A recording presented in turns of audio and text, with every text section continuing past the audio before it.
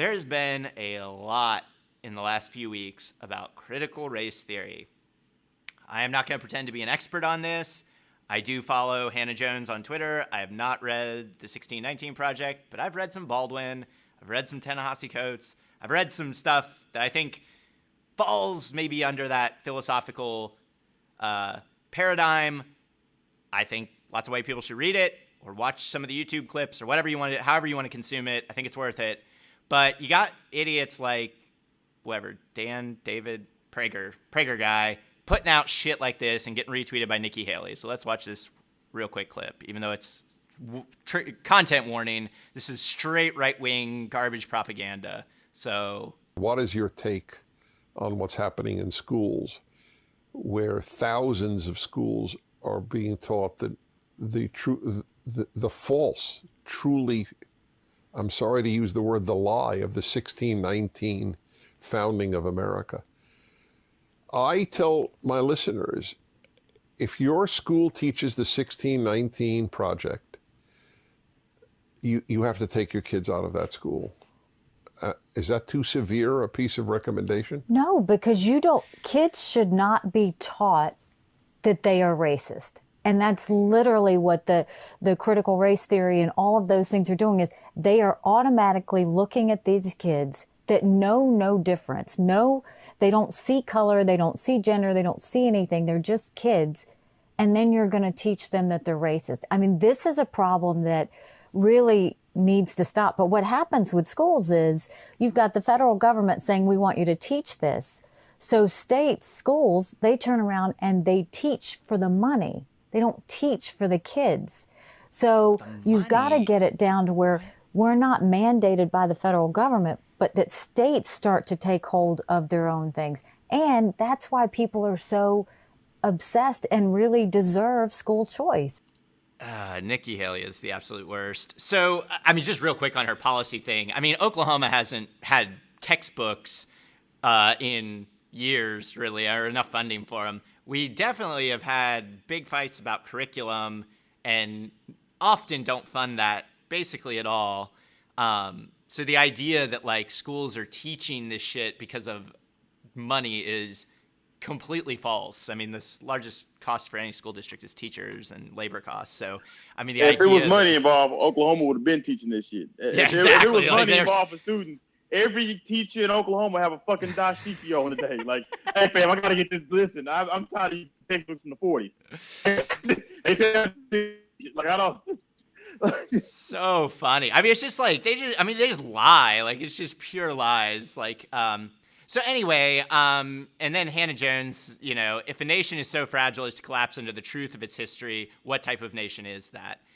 Obviously, great summary of her thought. But, I mean, one, I love that Dennis Prager's, what his name is advocating like what I would consider straight up cancel culture, right? Like, I don't like what you're teaching. So instead of like getting in there and trying to like work it out or come to an agreement, or maybe I just tell my kid when they get home, like, hey, we think something different around these parts, or whatever craziness you want to impart on your child. Yeah, like, I gotta leave. Like, I'm out. Like, cancel this shit. Let me take my kid and go home. It's like taking your ball and leaving. Which is, that is the summary of the charter school movement right there. Which is something I cannot stand. Like, as someone who's always been involved in education and who's like obsessed with children, it's like, and whose partner went to a charter school, I'm like, you don't take your child out of a situation like because you can do better. Instead, like, it is your job as a parent to give additional information. Like, don't remove your child, keep them in that school district, keep them in that public school district, and you can enrich them outside. Whether or not that's you choosing to, you know, talk about against what your school is teaching, talking more for it. You know, it goes back and forth. I had a teacher, my advanced placement U.S. history teacher, gave us a supplemental book because she thought my history book was too liberal. Oh, God. She was like, no, you have to read this book. By the way, I got a C in her class, and I was a straight A student in American history, so I'm coming for you, lady. But, you know, it's like, she gave us a supplemental book because she was like, oh, this textbook's too liberal. Let you read this, you know? But, like, even in that jacked up way, she still made us read the textbook, you know? So there are ways to have like competing ideologies in classrooms. That's something that like should happen.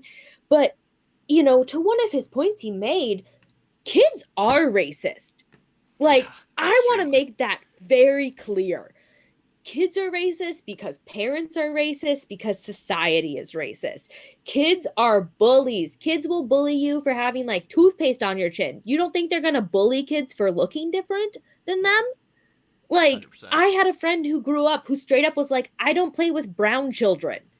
And I was like, are you insane? And then I, like, very much myself had a friend who was adopted and he was from Cambodia. And I told my parents that I think he was from the Taliban because I just had no idea. Like, kids hear these words, they get flung around, like, they have these misconceptions, and kids indoctrinate those. Kids are sponges. They will listen to whatever you say or whatever Fox News program you have on there. So if you don't think little Billy is capable of being a racist bigot at like 7, you're wrong. Yeah. So the first thing is that the point of Nikki Haley and all of them picking this issue out is for the culture wars, right? For the divide and conquer.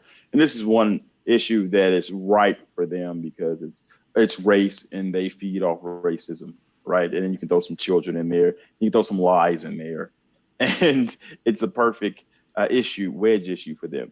But whenever I hear about all of those things, my question is one very simple: is what the 1619 Project, is it a lie? I have it. I read it. I have a copy. I just keep on my. I just keep a copy on my coffee table here in case people, when I start back having visitors, they want to fucking read it. But it isn't a lie.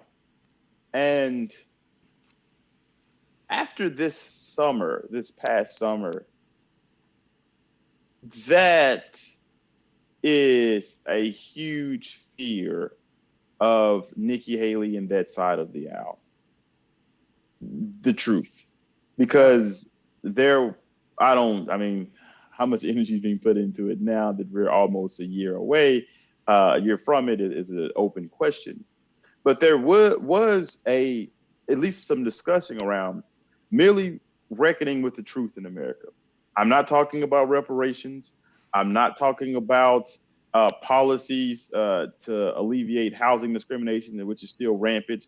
Obviously, policing, so I could go down the line, medical disparities. COVID really exacerbated all of these issues, right? But I'm not talking about those even. Obviously, I feel they need to be addressed. I'm just saying, is it true? Right? Has America factually from 1619, before its inception, did it factually own people, right? And then you could take it beyond 1619. Did settlers factually commit genocide, all right?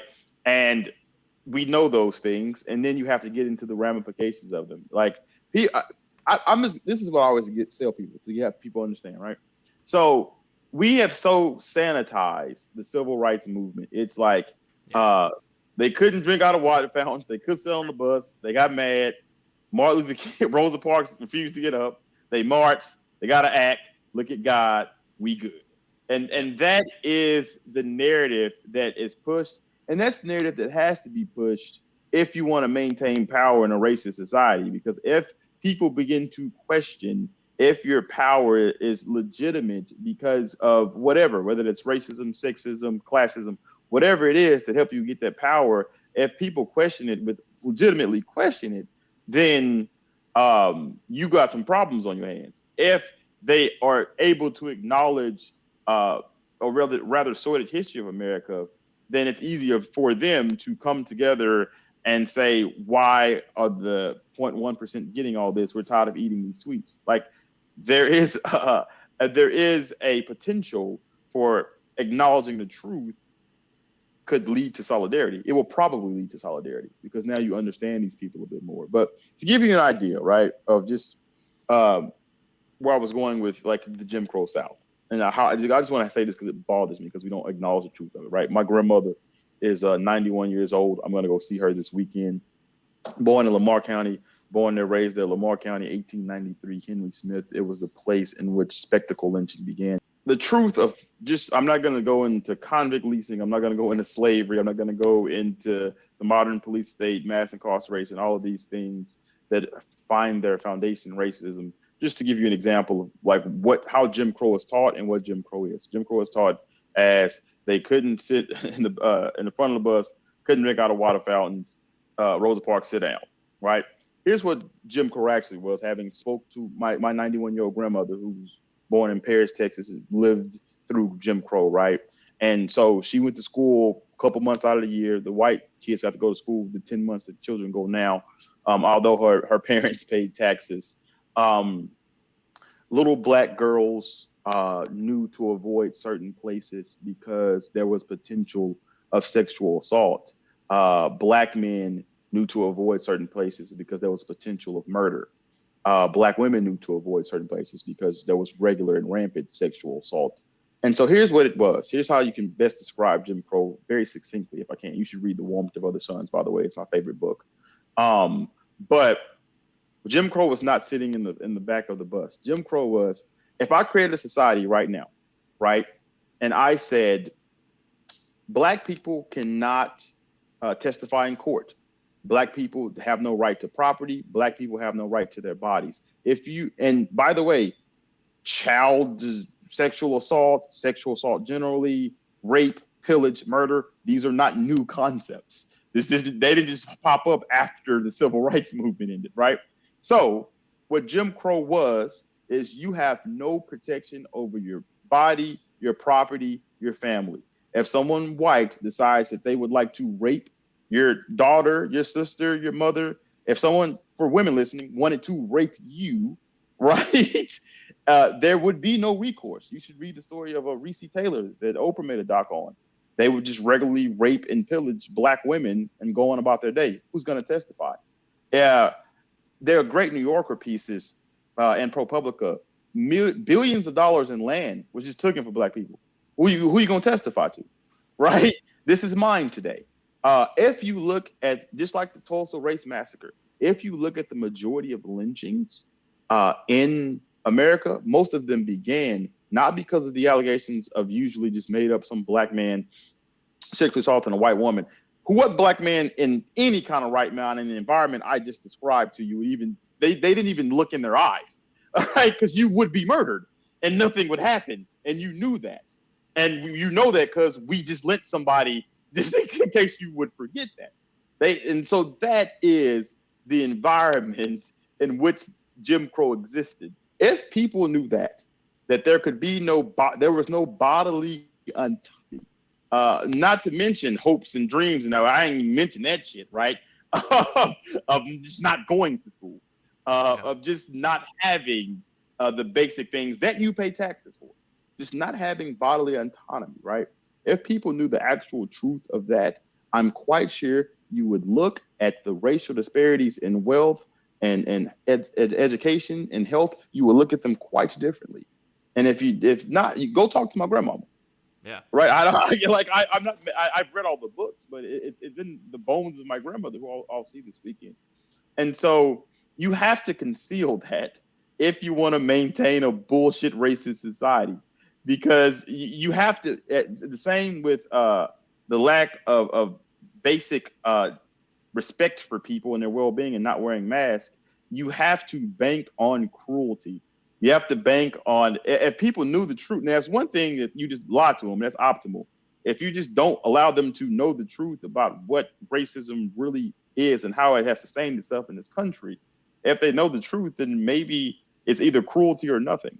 Right, as we get to with the mask, it's either cruelty or nothing. So, I know why they're doing it. It's ridiculous that they would. We just need better people, man. Like leading and interviewing and writing and doing all of those things.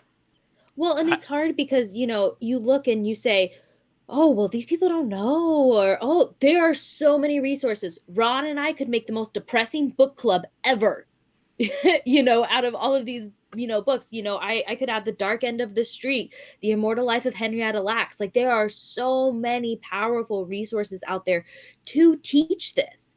And I was just in DC and went to this fantastic place called Busboys and Poets, and they had all of these books from golden books, those little golden books you read to your preschoolers, all the way up to these beautiful novels by Ta-Nehisi Coates. Like, there are educational materials out there at every single education level to help explain this.